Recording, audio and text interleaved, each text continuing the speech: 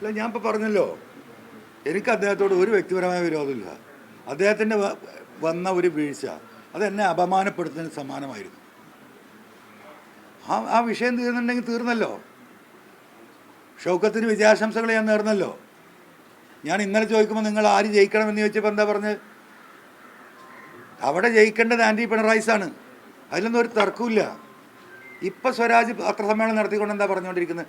നിങ്ങളിപ്പോൾ ഇതെടുത്തല്ലോ, ഭരണവിരുദ്ധ വികാരമല്ല എന്ന് അദ്ദേഹം സ്ഥാപിക്കുന്നത് എങ്ങനെയാണ്?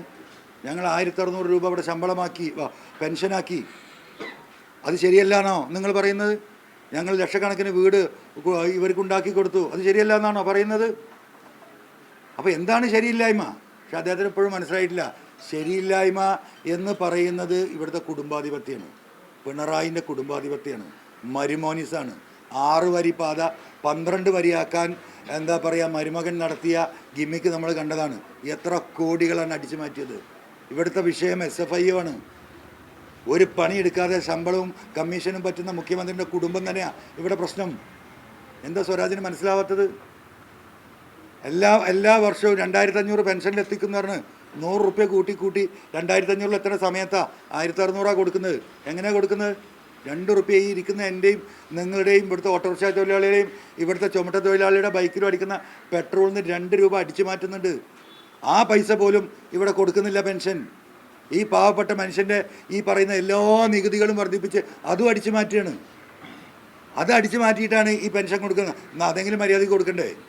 ഇതിലും വലിയ കുടുംബഞ്ചന എന്താ പിണറായി ചെയ്യുന്നത്? അപ്പോൾ ഇവിടുത്തെ പിണറായിസമാണ് ഇവിടുത്തെ വിഷയം, മരുമോനിസമാണ് ഈ വിഷയം.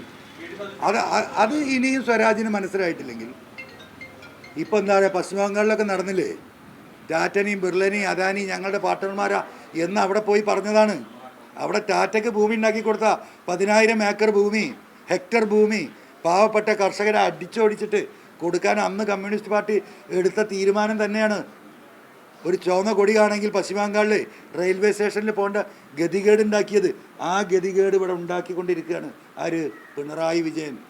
അതിന് സല്യൂട്ട് അടിച്ച് നടക്കുന്നവരാണ് ഈ പിണറായിസത്തിൻ്റെ വക്താക്കൾ.